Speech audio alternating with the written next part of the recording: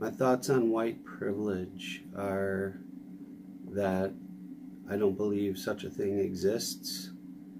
I think that if I had to look at my life in terms of privilege, I don't see it as a white privilege. I just don't even know what that actually means. I know that people have been talking about it a lot, but I think it's racist.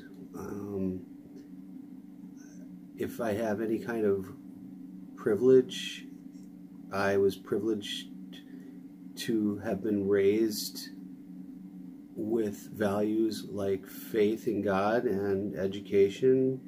I've been privileged in that respect, and I'm privileged to have come from a long line of hard workers, people who came to this country to find a better life and worked very hard for it. I just find the term very offensive and racist. How has the topic of white privilege affected you? The topic of white privilege doesn't really affect me because I choose to ignore all the noise around it.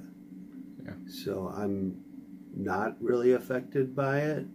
I believe that the study of white privilege perpetuates racism. It divides people by race. It singles white people out for criticism as a group, as a whole, which whiteness isn't really a thing. It's not an actual thing. I think race is a social construct and not really a scientific area of study, so I just don't even believe in it. So I choose to just ignore it because I don't think it helps our country heal. Yeah. I think it's meant to divide and hurt people. Mm-hmm. And it naturally gives whites privilege over blacks. Mm-hmm. And it's something that I didn't see growing up, because I grew up in an area much like Oconomowoc. I had a few black kids in our school, and they were all really good students, and went on to become doctors and things, but they were the exception. There was such a minority. And as I was raising my kids, I got to start to see a pattern of treatment that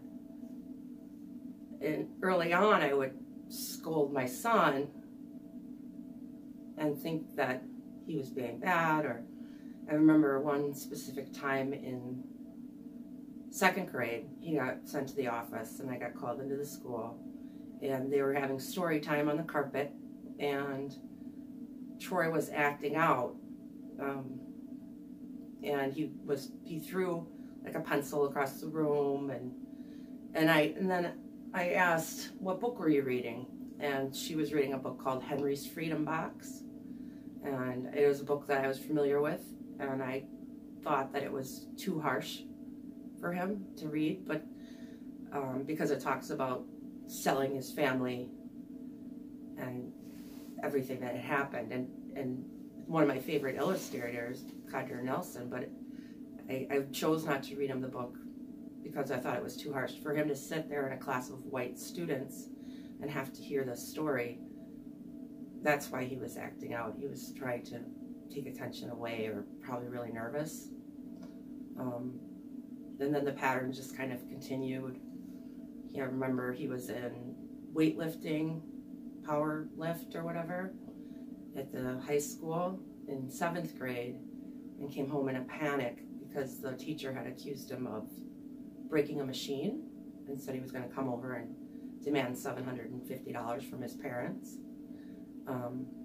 And then his friends, he left early, and his friends stayed, and they came to the house after, and they said that he wasn't even near the machine. So he heard something happen and he immediately assumed it was Troy that did it, and it wasn't Troy. You know, so it's just this constant pattern that you kind of experience that, and I don't think it's always ill-intended, but sometimes it is.